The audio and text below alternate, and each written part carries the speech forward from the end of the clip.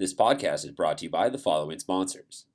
Your San Diego County Toyota dealers. We've got what it takes. Fix Auto. Corky's Pest Control. And Lolita's Family of Restaurants.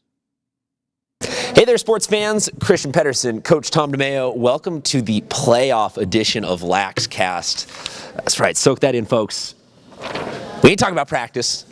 We ain't talking about regular season. We're talking about playoffs. And we are here with the boys Division II CIF bracket and analysis. Read you all. I don't need to go through all the teams. I'll just talk about the teams that are getting byes because we won't be talking about them today. Del Norte, the 1 seed. Saints, the 2 seed. Canyon Crest, the 3 seed. Patrick Henry, the 4. All 4 of those teams, congratulations. They are moving on to the next round, so let's not talk about them. Let's talk about the teams that are yet to play still. This bracket's got some play-ins, so let's talk about those before we get to the actual bracketed up matchups. Mission Bay, Otay Ranch, going to be the first game. Kind of just going to throw this out blanket with all these games that we're talking about. These are all teams that are still yet to have that signature postseason moment. These are teams that are the newcomers, the still seeding it out to figure out who's a powerhouse. Otay Ranch coming out of the South Bay, they've played some talent, when they've had to go play Eastlake. They've won some close games. They've had a couple blowouts. Mission Bay on the flip side, not the strongest strength of schedule in terms of who they played in conference. They're playing against UC, Saints, Point Loma, that kind of like. To me, this is a really interestingly even matchup, Coach.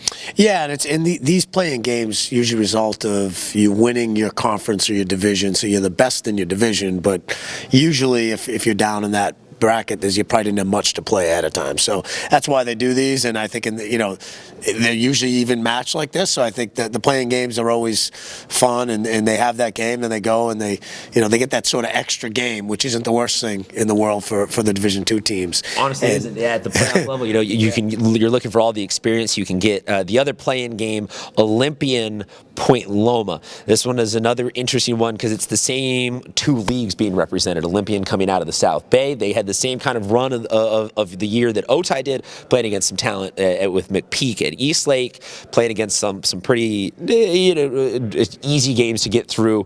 Point Loma, the same kind of thing. They played the Saints, they played Mission Bay, they played Sarah, those kind of teams for a league, and they have wound up there. Let's start with the winner of that Mission Bay game will play in versus El Camino. So, Coach, throw in, just X blank winner of that. When they go to meet El Camino, what are they going to see there? Well, I mean, El Camino, newer program. I know probably 3 years old. I know I think we're going to play them at JV a few years back. But El Camino, they're a good team. They got a couple good players, kids that can score and get up and down the field. So I think that'll be tough for whoever meets up with them in the first round. I think El Camino will meet their match when they get past these guys that have the buys, and I think they'll be in the mix with those guys. So I think that's a tough first round matchup for any of these teams. Absolutely. El Camino's got a really interesting draw this year because they're going to play that play-in game, but then they're really evenly seeded with Patrick Henry, and this is a team that probably of all these drew the easiest bracket to get to the semifinals. And like you mentioned, El Camino, a newer team. It's great to start with them because that hits it right off the bat of what this is. This is a lot of teams that you'll see whoever kind of rises to the semis and finals, the writings on the wall that they will be there next year. We saw La Jolla from last year's move up. We saw Del Norte was in the finals last year. They're the number 1 seed now. So this is really a litmus test for who is ready to start becoming a legitimate powerhouse here. The other game being played in that bracket, Sarah, Francis Parker. Coach? Well, I mean, I know Francis Parker. They used to be in our league a few years back, and this is a team and a program that wants to get back to the top, and they'd like to see themselves winning and having, kind of like these other teams. They've been around for a while. They're rebuilding though, and they well coached, working on fundamentals. So again, I think this is just another one of those games that I think Francis Parker has the advantage, but I do think that it's going to be a close game. It's going to be the coin flip game, if you will, the 8 and the 9 seed taking each other on. We saw some interesting, we had some highlights of Francis Parker earlier on this year. They have some pretty decent goaltending, actually. They have a sort of what we've talked about in other brackets where they have a goalie who helps generate that offense. Get the good turnaround, get out of the goal, get out of the crease, make some turnovers there. I think that'll be the key to Francis Parker's success all playoff long, is getting as much goaltending as they can get their hands on. Although that is probably just super cliche that every team could use great goaltending. And especially, I think when you get into the Division II bracket and these newer programs, goaltending can be monumental as compared to not having goaltending. But I think when you look at, you got your 4 teams with buys that have been existing for a while, and then you look at the rest of the teams, and I can look down this list, and 80% of these teams weren't around 3 or 4 years ago. So that's a good thing for us, as a county, is that these teams are starting to get in, playing in playoff brackets, and even though some teams are left out, these kids are, they're getting to play in the playoffs, and that's good for them, even if they only go a round or two. Absolutely. If you've watched any of our Laxcasts this year, you've kind of heard us off and on just talk about grow the game, grow the game, grow the game. It's headed in the right direction, and this is a big part of it, is that we're not sitting here talking about, well, let's be honest, Del Norte is going to smack whoever they play, and this bracket is already, over. We're talking about, yes, there are teams with buys and who have been there a little bit more, but this is almost a pick 'em. This is, you reach into a hat and you come up with, San Dieguito and Helix. Like, there are teams here that you just don't know how they're going to respond to the playoffs because they haven't been in that situation before. You put them out there and you're like, this is a team that's turning that corner. Down in the bottom half of the brackets, let's talk about the winner of the Olympian Point Loma play-in game will be taking on the San Dieguito Academy. This is another one of those schools, really new program, still sort of feeling themselves out. How do you see this one going down?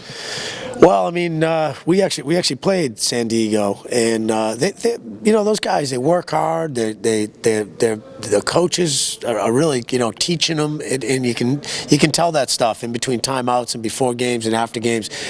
So I think as the year has went on, they've progressed pretty well, and I think they're going to make a good run in this bracket. And I think they're poised. I think they'll be tough to beat in that first round, and then I think after that, again, they'll meet their match, some of these other teams. But it should be a good first-round game. Well, and you bring up an interesting point there. If they're one of the teams that played significantly up in terms of strength of schedule, took a couple losses, so they bounced themselves maybe out of getting that first-round bye. But it's one of those, I think, that we'll see the proof will be in the pudding, that these teams that got after it in the regular season, really played tough schedules, when they come down to this D2 level, they're ready. Yeah, I mean, I believe these guys played Torrey Pines recently, and they played us earlier in the season.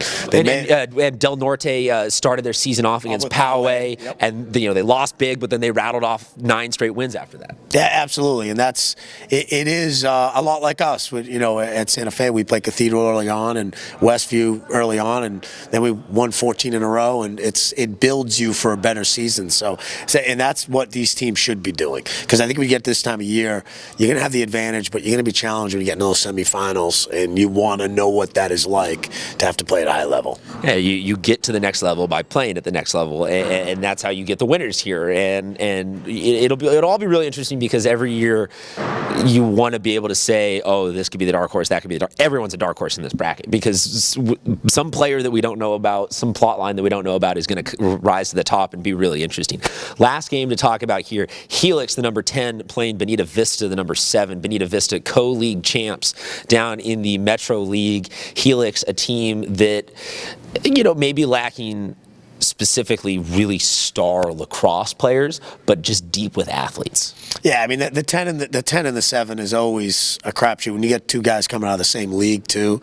I think it's kind of co-league champs, so they split during the season. So I think that's we had one of these last year with Pack Ridge. We played them twice in the season, then we played them again in the first round. So it gets better every time. So this will be a good one for both programs. It'll be a close game. Absolutely. And this one will be kind of interesting, because the winner of this one will take on what I would describe as maybe the most dominant upstart of this bracket, Saints. So it'll be really interesting, because if if these two teams just beat each other up, play a really tough game, just spend all of their energy, Saints is kind of clear and through to the semis, if you will. So that is our breakdown of the first round. All these games are going to be happening May 10th.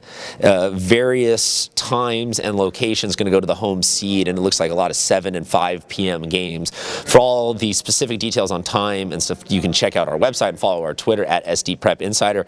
Coach, we will be back after the first round and talking about hypothetically 4 upsets. I don't know. Historically speaking, we are not great predictors of brackets, and that's why I've been just giving up on. You're not going to see any of these teams filled out ever, because this is why you play the game, and this is why you watch the podcast. So thank you very much for tuning in, and we will see you guys in a few days.